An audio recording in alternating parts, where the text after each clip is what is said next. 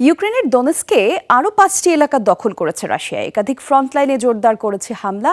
অনেক স্থানেই জেলেনস্কি বাহিনীকে কোণঠাসা করার দাবি মস্কোর। যদিও রুশ বাহিনীকে প্রতিহতের কথা জানিয়েছে কিয়েভ। দফায় দফায় ড্রোন হামলা চালিয়েছে রাশিয়া কুরস্ক এবং বোলগেরেদ। রুশ বাহিনীর মুহুর্মুহু হামলায় কাঁপছে ইউক্রেনের পূর্বাঞ্চলীয় দোনেৎস্ক। গেল কয়দিন ধরে এলাকাটিতে জোরালো অভিযান চালাচ্ছে পুতিন সেনারা। দখলে নিয়েছে নতুন নতুন বসতি।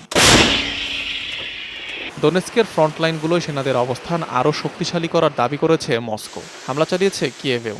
টার্গেট করা হয়েছে বেশ কয়েকটি সামরিক স্থাপনা ও অস্ত্রাগার। রাশিয়ার অভ্যন্তরে কুরস্ক ও বেলগরোদেও জেলেনস্কি বাহিনীকে ঠেকানোর দাবি করেছে মস্কো।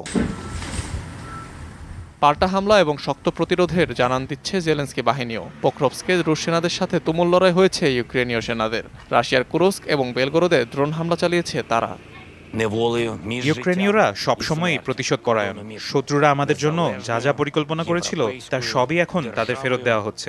যারা আমাদের ভূখণ্ডকে বাফার জোন বানাতে চেয়েছিল, এখন তাদের অবস্থাই তেমন। এদিকে ইউক্রেনের হামলায় ক্ষতিগ্রস্ত কুরস্কের পারমাণবিক বিদ্যুৎ কেন্দ্র পরিদর্শন করার ঘোষণা দিয়েছে আন্তর্জাতিক পারমাণবিক সংস্থার প্রধান। আগামী সপ্তাহে রুশ এলাকাটি সফর করবেন তিনি। অনিক রহমান, যমুনা নিউজ।